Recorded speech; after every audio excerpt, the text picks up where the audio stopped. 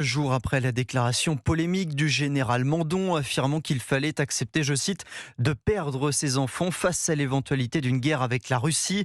Emmanuel Macron est attendu à Vars en Isère auprès de la 27e brigade d'infanterie de montagne. Le chef de l'État qui a assuré qu'aucun jeune Français n'ira se battre en Ukraine va acter le retour d'un service militaire supprimé il y a 30 ans par Jacques Chirac. La nouvelle version sera basée sur le volontariat, elle durera 10 mois. Il pourrait concerner 50 000 jeunes par d'ici 5 ans et sera rémunéré. L'objectif est clair, pouvoir faire face à une crise majeure. Et la France n'est pas la seule à prendre cette décision. Certains de nos voisins l'ont maintenue, d'autres l'ont réinstaurée. Charles Bouchin, quels sont les pays qui disposent d'un service militaire ? Eh bien, une dizaine de pays de l'Union européenne ont recours à un service militaire obligatoire. C'est notamment le cas du Danemark, de la Finlande et de la Norvège où il n'a jamais été remis en cause.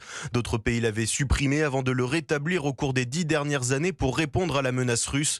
La Croatie récemment, mais aussi la Lituanie et la Lettonie, deux pays frontaliers de la Russie, inquiets d'être les prochaines cibles de Vladimir Poutine, explique Patrick Martin-Genier, spécialiste des questions européennes. Ces pays se sentent extrêmement menacés parce qu'ils considèrent qu'en cas d'attaque de la Russie sur un pays de l'OTAN dont font partie les pays baltes, bien évidemment qu'ils seraient les premiers concernés, et il y a parfois des doutes sur l'éventuelle volonté politique qu'il y aurait notamment des États-Unis de défendre ces pays. En Europe, le service militaire volontaire gagne aussi du terrain. Les Pays-Bas, la Bulgarie, la Pologne, la Roumanie ont choisi cette option.